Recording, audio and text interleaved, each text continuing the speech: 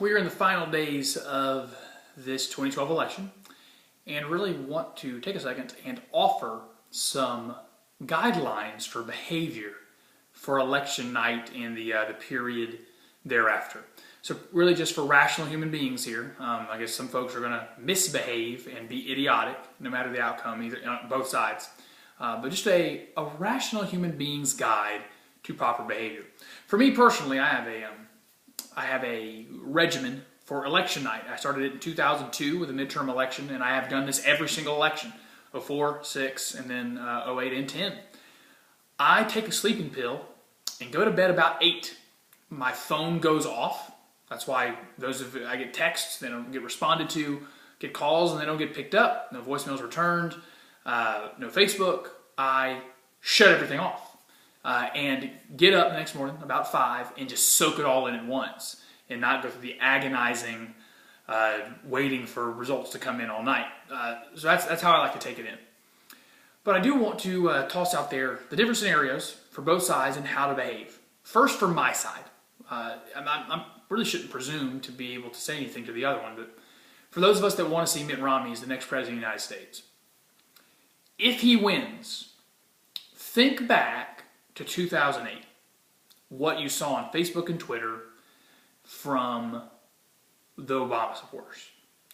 Whatever you saw, do the opposite. That was worship. It became idol worship. They were worshiping this human man who has ended up being an utter failure. But that's what that was. Let's not let euphoria break out. Mitt Romney is a solid candidate, and he has become more impressive as time goes on, gained a lot more respect. I like him a lot more than I did at the beginning of this process. But there's a gigantic battle ahead. We don't have time to be super happy about it. There's just too much other stuff to do. We have an absolute flailing economy, disaster in the Middle East.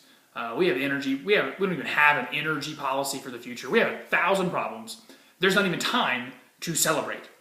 Moreover, I understand, I genuinely understand that there is an antipathy towards Barack Obama. I mean, he has caused it. I mean, he has insulted us. He's insulted the folks that have opposed him. He's insulted the Tea Party movement, specifically made fun of them. For those, I believe the "you didn't build that" comment was a shot at me.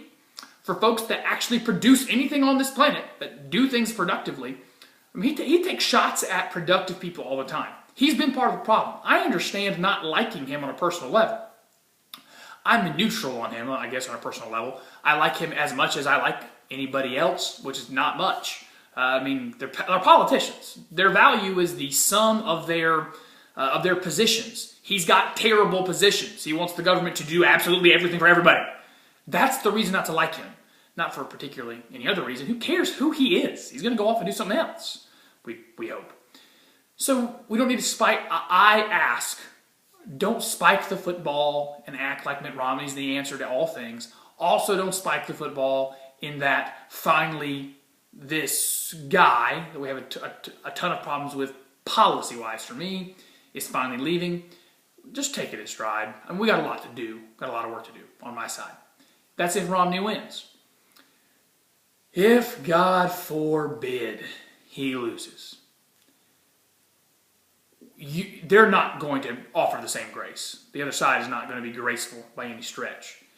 But all I ask you then is to keep heart. There's battles to fight. No matter what, they're not going to take back the House. And we're going to have a check and balance either way. Really, for both sides, I'd say, I hate to see the utter despair because an election didn't go your way. There really are 1,000 more important things. If I put up the list of things that could affect my life, this election, it's up there, but it's probably not top 10. There's a lot of other things going on the planet besides this election. And either way, even if Romney wins this thing, it's very unlikely that Republicans are going to take the Senate. Even if they do take the Senate, it won't be a 60-vote supermajority where they can do whatever they want.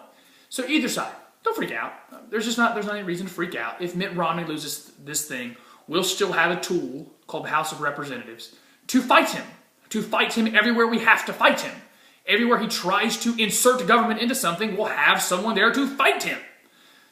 So we might lose this election, but even if that's the case, there's a war to fight, and we'll win some battles along the way. We've lost quite a few since he's been there, but we'll keep trucking. So from my side, if he wins, don't act like they did. If he loses, chill. We got a lot of work to do. I know, a ton of work, but we're going to be fine either way.